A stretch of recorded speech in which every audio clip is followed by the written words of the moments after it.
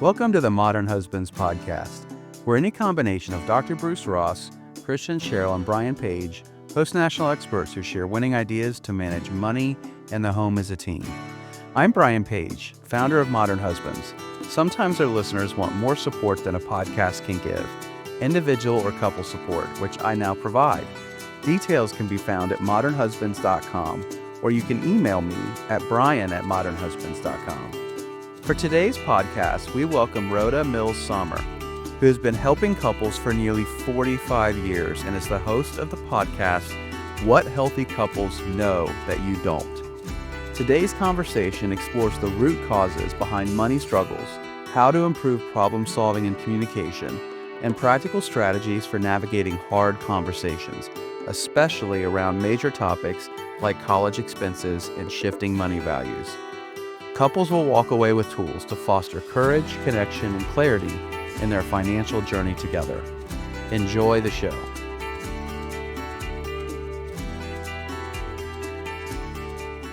Rhoda, we are so happy to have you here to talk about relationships and money. You have been doing this for a long time. You've had your own podcast for a long time. Thanks for joining us today. Thanks for having me. I really appreciate being here. Well, it's Dr. Ross and I today. We're both thrilled, and I'm going to lead it off just with the first question, which is, what do you believe is underneath the struggles that couples have over money? I think that it's really about power struggles. And I think there's a very ordinary dynamic in many, many relationships of one person being more dominant and one person being more passive. And I don't think that's gender set up in any way. I just think that people it's easier. If you cater to somebody else, it makes the relationship easier. You don't have to struggle so much. You don't have to fight with each other. You don't have to bring things up that are hard to talk about. You just kind of go, well, it's probably okay, or that person knows more than I do, so I'm okay with it. And I think it's about taking the easy way out a little bit. And I think lots of people do it. I had a girlfriend that came with me on vacation, and my husband surprised us and joined later. And my kids were there. And she said, I'm really interesting to me that you guys talk and have so much disagreement with each other. And really, though, it's an interesting dynamic because I just tend to go along with my husband. And it just seems a lot simpler. So I think it's an ordinary thing, but I think sharing power is really important. And I'm not saying you have to share it about everything. It doesn't have to be 50-50. But I think there's something about honest disagreement that makes a relationship so much more interesting. Rhoda, could you tell us a little bit more about what sharing power means? Well, to me, it means a shuttling back and forth between two people. It means 35 conversations if something's really important. I think people have this fantasy or illusion that if you really love each other, you just need a couple of magical conversations and things will be great. And one of the things I talk a lot about is trying to keep things more genuine and more real. And I think it's real to understand that, yes, it can be hard. I actually, when I was waiting for you guys, I read an email from somebody that I don't know, and he talked about being a coward and not being able to talk about money problems. It was kind of funny because it was through my website. And I said to him, and he said, how can I have the courage to talk more about things like money that are really hard for me with my wife? And I just did a voice texting thing to him. And I said, you have to take small intentional steps with lots of different people, not just your wife, but little pieces, and practice courage. Practice not letting your fear make your decisions for you, and being able to think of disagreement and conflict as a growth aspect of life, as opposed to, oh my goodness, I don't want to be a part of anything that seems too difficult or too ugly. And I'm not suggesting people be ugly. I'm suggesting people be real, and talk in small ways so you can chew those hard edges of differences between the two of you. And the goal is to soften those hard edges. And that's why you need more than two magical conversations. It's that talking like Play-Doh. It's like you're rolling it around in your hand and you're softening the Play-Doh. I remember when it gets so hard and the kids can't use it anymore. And so that's to me sharing power, is being able to have those conversations and being able to respect each other, not get into an ugly dynamic about it. And also, as we all know, money always generally often has a person who likes to spend and a person who likes to save. And so that Brian knows power, nothing about that. and it's funny because I've shifted. I used to be the person who was really frugal and careful. And now at 72, because I'm still working, it's funny, I'll say to my husband, I'm still working. I want to buy more art. so it's, I, See that in retired couples as well, or like where one's retired and one's not. Yeah. yes. And it's just a funny dynamic, but we can laugh about it. And he rolls his eyes, but I just think there's something about that, being able to be genuine and talk about things. Like I did purchase something yesterday. I came all the way down 2 flights of stairs without my good shoes that support my feet. And I went and said to him, I want to do this. What do you think? Here's my idea how it's going to work. And he was like, yeah, okay, sounds like it might be a good idea. But I did check with him, because I felt like I need his balance. But we definitely have shifted positions. We did not start out this way. He would be, oh, come on, you can go ahead and get that for yourself, or he would get it, and it was very sweet because he was in love and kind. But I think we can change, is my point. Rhoda, I need to point something out though. You said I need his balance when you checked in with him.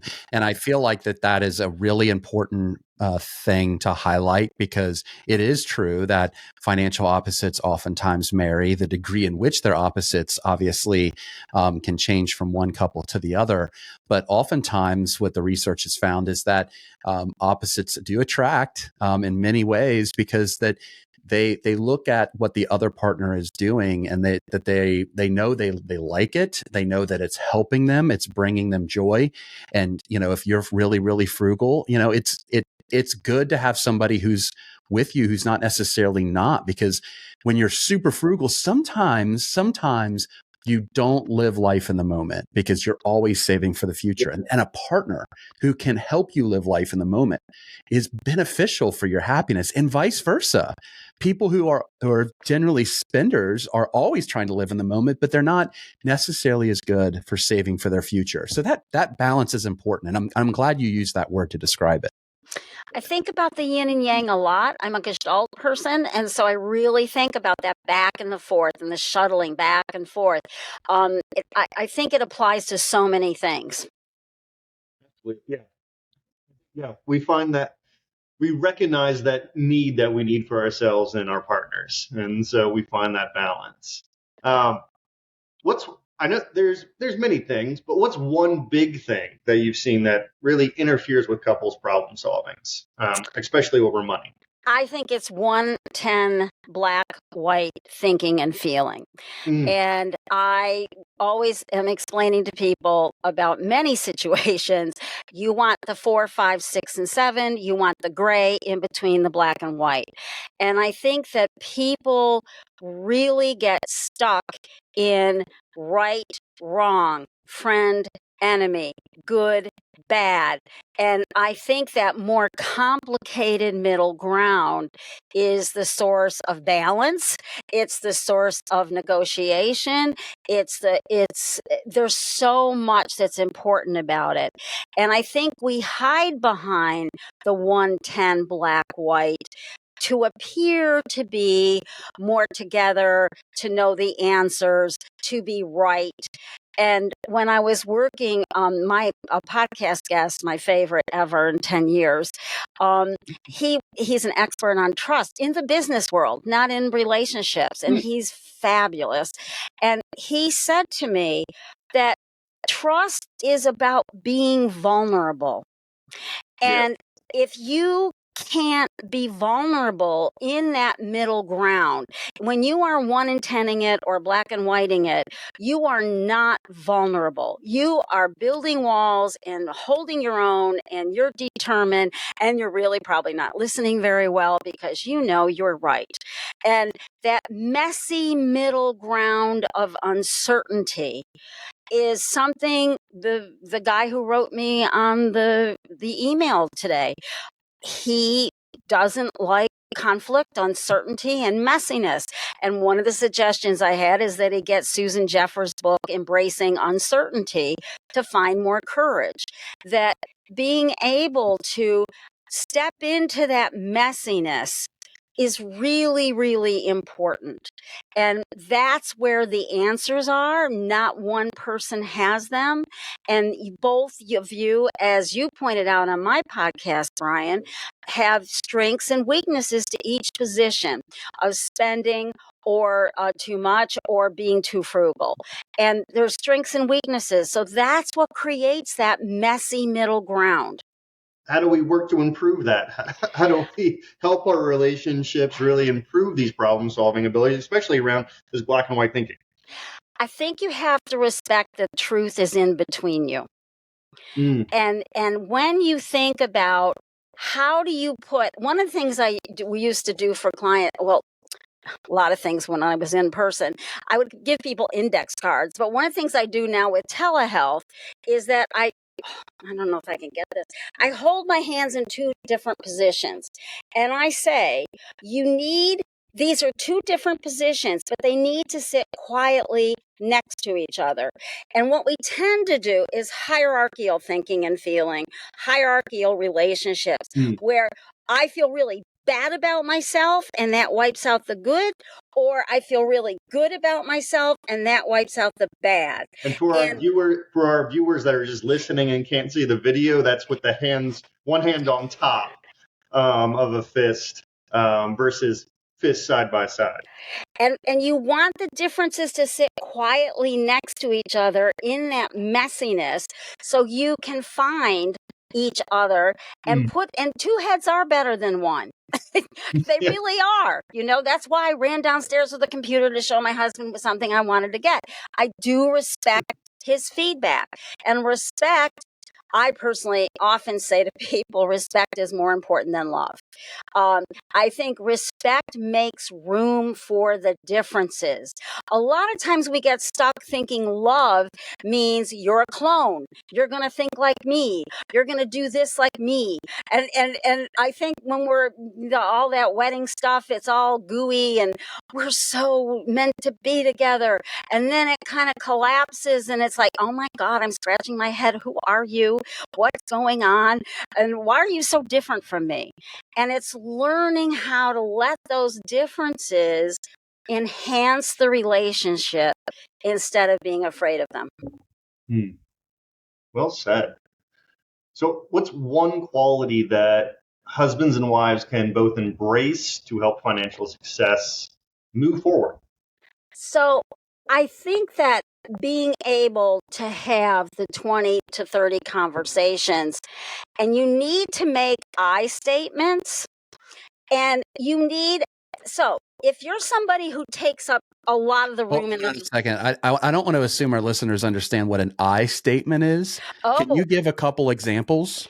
Good point. I am stingy sometimes, and I know that affects our relationship, and I'm willing to own that. And here's what I'm worried about. The stock market's not doing well right now, and I feel like we got to rein in our expenses. Those are perfect examples. The one example that comes to my mind that after 23 years of marriage works every time is just to say, I am wrong.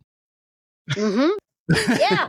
And boy, a lot of people can't do that, you know? That's the other thing is the person who takes up more room in the relationship, the more dominant person, okay? My feeling is that they are really good at making statements, generally. What they need to practice is asking questions, okay? They're taking up more room. So when they ask questions, they're making room for the other person.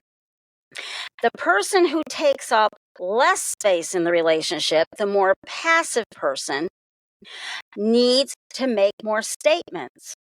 They tend to hide out in questions.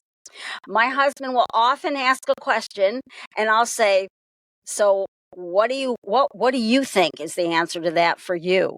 Because I know he is more generous. He takes up less room than I do. And I want to know what he really thinks. I don't want to. It's 52 years. I want to know what he wants for real. And when he hides out by asking questions, I ask him to make a statement. And I really practice asking questions instead of making I statements. So that's a little bit complicated, but I think it really works if you've got that passive dominant situation. And dominant means, it doesn't mean I'm right. Dominant means I'm just good at taking up space. I like that. And I like you're intentionally giving him space. Yes. To hear what his opinions are, how he thinks about whatever the situation, the topic, or the money conversation is.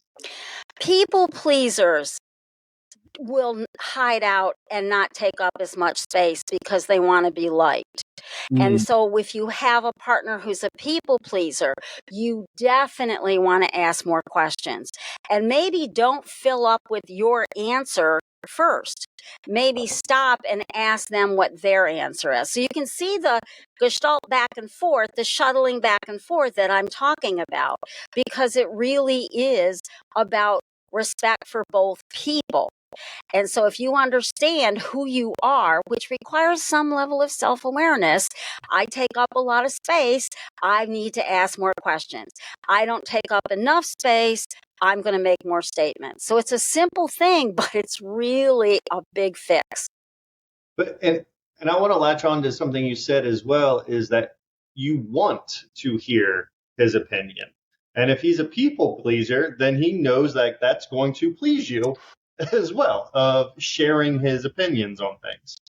Yes. If he's not just going to let me have my way. I mean, it's really, it's about respect that we both have things to offer in this conversation. So how do we find that courage? You've talked about getting the courage a lot. How do we find that courage to have these conversations about money? So I think it's about stepping into the uncertainty, being willing to do that. So you do have to practice, as I said earlier, small intentional steps. So a friend says, I want to go eat Italian. And you say, I want to eat Ethiopian today. And, let's do something different. So it's a small step, but it's an honest step of wanting to do something different. And the more you practice those small steps of intentionality, the greater and more interesting your life is, because there's a real relationship between two people. It isn't about one, those habits. The brain loves novelty, as you know, and that novelty comes, I think, from a more authentic conversations. And so being able to think of courage as making things more interesting, thinking of, I want my brain to keep cooking. It's the only reason I exercise at 72. I really want my brain to keep working.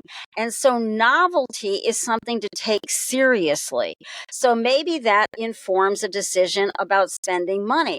Like, I want to go on an interesting vacation and not just go sit at the beach in North Carolina this year. I want to do something different. And maybe it won't work out, but let's try it and see what happens. And we can go back to the beach next year. So those kinds of authentic little ideas that can change things and make things more interesting. You got to practice. Listeners have told us that they love the ideas we share on our podcast to manage money in the home as a team, but want more help than one episode can provide. That's why I'm excited to announce On the Same Page Consulting for corporations, couples, and individuals. Visit modernhusbands.com and click Our Services at the top of the page to learn more about how I can help you or your employees manage money in the home as a team. Again, that's modernhusbands.com. Now back to the show. Other ideas how to improve these hard conversations. So I think that getting money right and having hard conversations is really understanding that avoiding those conversations is short-term thinking. And I personally, one of the things I really valued about my husband, that is a really great point. Say that again. So I think it's really, really important that people think avoiding conversations is short-term thinking, because we're not going to have this difficult conversation. It's not going to be uncomfortable. He's in a good mood. I don't want to bring it up now. All those excuses, and that's really what they are. Yep. And being able to value long-term thinking. And it's such an important thing that we're not embracing in our culture today. Long-term thinking really, really matters. I mean, we're just right in the moment. We're keeping up with the Kardashians. Yes. And scrolling on the phone to see what's new and what's, instant gratification. And it's just constant. And I think there's far less of an ability to do more long-term thinking. So to put it back on money. So I just had this conversation with a couple yesterday, and they said, yeah, we are really worried. Our wife lost the job because of the federal government shut down stuff with grants. So we laid off the landscaper. We're not having the house cleaner. We're not, because they not from her salary, I need to say, but from his salary, with 2 salaries, they really were doing awfully well. And so, really well.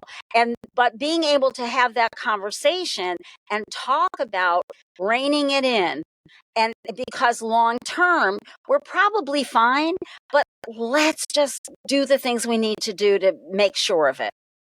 So, Rhoda, as I brought up in my conversation with you on your podcast, spending money on education is, for me personally, deeply important. It's a value set that originates from my childhood, from my family, and it's non-negotiable.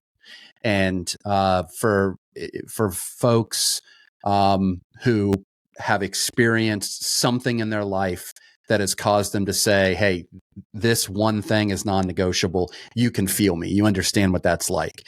But that is not always the case with everybody. And that can make it particularly challenging when you're talking about spending money on your children. Like, how much is too much? Like, you don't want to spoil them, but you don't want them to suffer. Like, what is that fine line? But when it comes to spending money or saving money for your children to go to college, that can be particularly touchy. So what are your thoughts on investing for and spending money on your kids for their own college education? I think college really, really matters. And when I walk around Carnegie Mellon University here in Pittsburgh, I always say to my husband— That's a great school. Oh, God, yes. I say to my husband, I really wish I could have gone to a hot stuff college like CMU. I would have loved it. I really would have. However, I think it depends on your income. And I think there is a practicality about a BA, personally. I think if I could have gone to Carnegie Mellon for graduate school, I would have spent the money on in a heartbeat. But for a BA, I'm not so sure about that.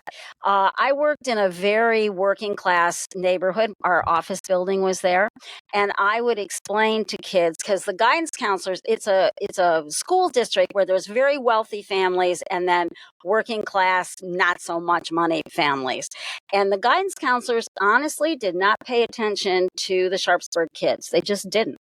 And I'm not a guidance counselor, but I would say, you can go to community college for 2 years and it's not as expensive. And then you can transfer. You also can do some cool other things. I just think there's a way to balance some of the extravagance of a BA. I think graduate school is worth every dime. I think that it's really important. My kids, I had saved the money in the state programs for the state colleges, and my daughter decided to go to Case Western, which the money was not there. And she did. My husband and I walked around the school going, this is a geek school. Our daughter's smart, but she's not a geek. And I don't think this is going to work. And she called us crying within 3 weeks and told us she had applied to Pitt and she was going to transfer because she was really unhappy. And I think but we let her do it. It was expensive. Expensive. They didn't let her transfer any credits, but we let her do it. And I insisted she stay there for that semester. We would have saved half the tuition for that semester if we had let her go. Okay. If we had to leave right then, they would let you take part of the tuition. And I said, no, you made a decision. You need to live with it. You need to finish it out. You can't bail. And yes, we will support you to go to Pitt. That would be totally fine. So I just think what I'm trying to say is there's negotiating going on. And I think in this day and age, a graduate school offers so much to fine tune your career and what's important. But if you have a lot of money and you can go wherever you want, that's a whole different story. But I think most people, there's a balancing act. And I went to a state school, actually for graduate school and for undergrad. And I was lucky, I think, because I got a lot of work experience in between those experiences. But I think it really does matter that you be somewhat practical. And you may disagree with me, Bruce, because of, No, well, Bruce is at the University of Kentucky, which I'll say, I mean, if I lived in Kentucky, what a great value. It's a beautiful school, a great institution. And I'm going through this. Yeah, no, he's not. Yeah.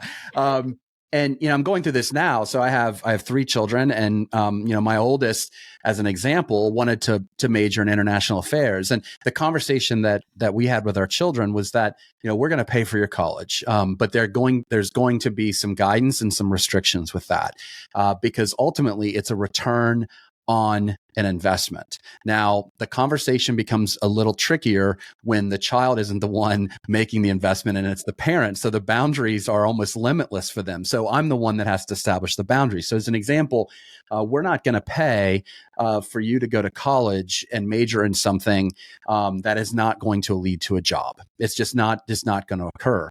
And we're also not going to significantly overpay either. So I'll give you an example. My oldest got into George Washington University's International Affair program, which is the 3rd ranked program in the country. However, it's a great school, and I'm sure of it. Yeah, but it's also $85,000 a year.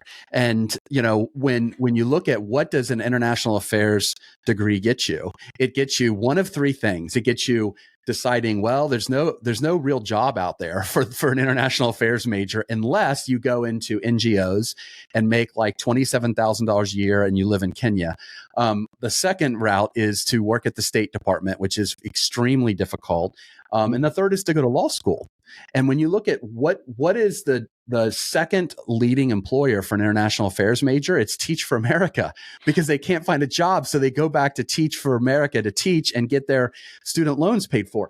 So I told him, I'm like, look, we can't swing, over $300,000 or whatever. No, it was like, over 85 times 400,000, 4. Yeah. for a degree that's not going to get you a job. So he went to the Kelly School, at Indiana University's Kelly School, triple majored international business, which, the job prospects for that are really high. That's an example. Now, if he still wants to go to law school because he wants to play in the international affairs space, which you really need a law degree for, great. You can go from IU to law school. But if you, at the age of 22 or 23, change your mind, which can happen from the point where you're a 17-year-old in high school to, an adult in college, you have a degree that's going to lead to a job. Our second child right now is a senior, and he is a pilot. Like he's like yesterday, he texted us up in the air flying. He said, look, this is what it looks like from 2,000 feet above.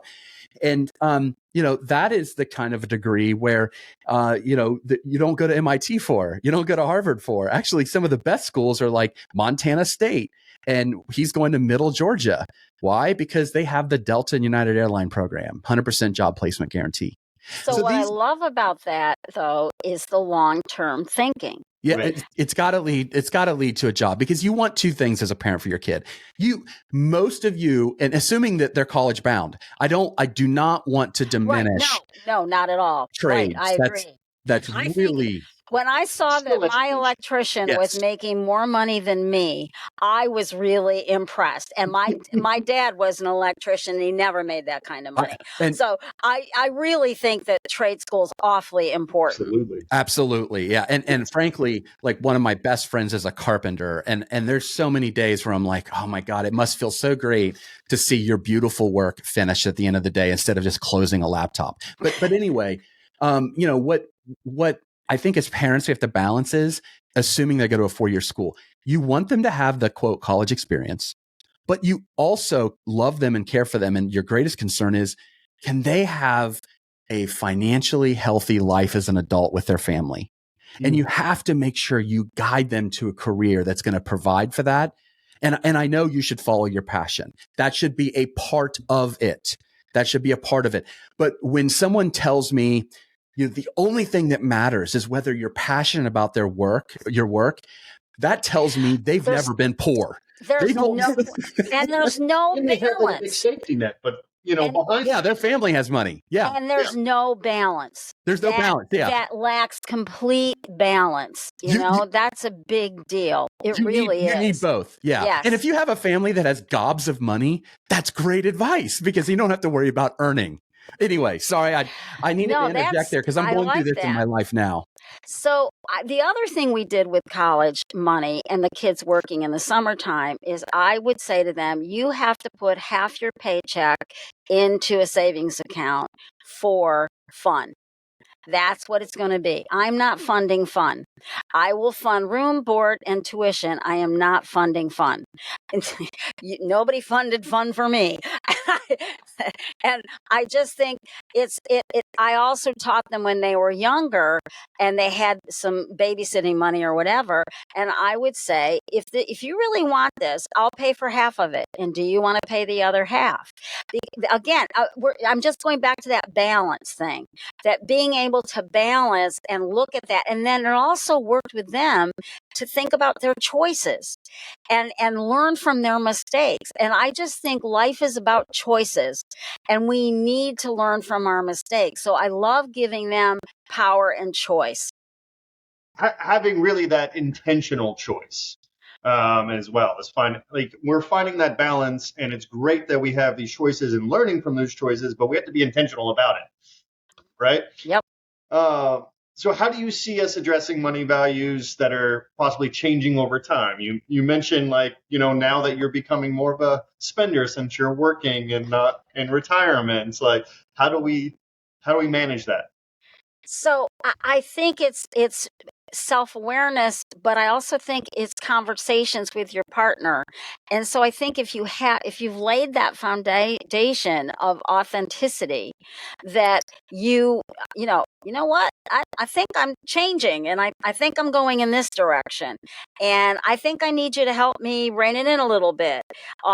If that's an ideal conversation, obviously, but if you have self-awareness, I think it really can help you understand that you're changing over time and acknowledging that with your partner because you trust them.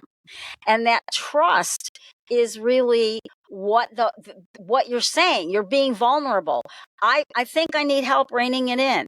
That again, I keep going back to that vulnerability and self-awareness, that combination, I think. And that I think when you're self-aware, you're able to be vulnerable. If you're not self-aware, I don't know if you can do it. I mean, you recognize when you make a big mistake, but I think I could use a little help reining it in. I'm not sure about this. What should we be watching out for that can easily, I guess, derail the money conversations that we are having? Unspoken resentments. Silent resentments are destroyers of relationships. And if that goes back to that courage piece. Oh, absolutely. Yeah. I mean, I think that is such a wise thing to say, because silent resentments over time lead to contempt. And we know from John Gottman's research, that's the ultimate underlying emotion that leads to divorce. It's a great point. And I just think people may not even recognize their resentments. But I think what we tend to do, that goes back to being self-aware. Yes, and It's all you're going coming full circle here. But we kind of pile them up, and then we feel a little self-righteous. It's time to cash them all in, and then we do this big dump that we feel is earned. We have earned this opportunity. And dumping, as everybody knows, is not a solution to talking. It's just a monologue. It's not a dialogue. And so being able to kind of deal with your resentments with self-awareness, as you said, Bruce, is really important. And I think, I'm feeling, did you hide some shopping bags in the closet? And I can't tell you how many women used to tell me they did that. And, if somebody stumbles into them and it's like, wait a minute, where did this credit card, what happened to this? So I just think being able to talk about it without the self-righteous, it's time for me to dump everything, is important. Rhoda, we like to end with one question that really coalesces the conversation into a simple and actionable statement, or something that you want to leave our listeners with, advice that they can apply in their life now, that's practical, that's a lower lift, that's low-hanging fruit, something they can do right now. What would that be? I think you should sit down and maybe write a couple paragraphs about what was money like for you growing up. My mother didn't spend a dime on our wedding, and it, $50 would have covered it. We didn't do anything fancy. And I just think that understanding for me where my frugality came from, and then being able to describe some of that childhood messages and where they came from, because it helps the other person to understand you. I'm not just frugal. This is what my experiences have been. Right. And so I think that could really change a conversation. And it also helps with self-awareness, which we've been talking about. And it also is about being vulnerable, which I really believe those two things are incredibly important for money conversations. And how long have you been married again? 52 in August, 52 years in August. Of all of your professional experiences, none are as impressive as that. And I want to end by saying this, as Dr. Ross is getting ready to get married. And something that I want to point out for you is that the research has found that the more you spend on your wedding, the higher the likelihood of eventual divorce. See, that's why we did it. So funny. I had no idea of that. That is so. I had one of my clients who wouldn't invite me to her wedding. She was very wealthy, but she said, Rhoda, I know you're just going to think it's just going to be outrageous what we've spent. Yeah. And I just laughed. I said, you don't have to invite me to your wedding, dear. It's okay. Thanks for a great conversation today. Don't leave just yet. Be sure to like and subscribe before you do. And a reminder to visit modernhusbands.com if you're looking for money and home management support in your life. Just click the Our Services button at the top of the page. Again, that's at modernhusbands.com. And many thanks to our co hosts, our guests, and of course, all of you for joining today.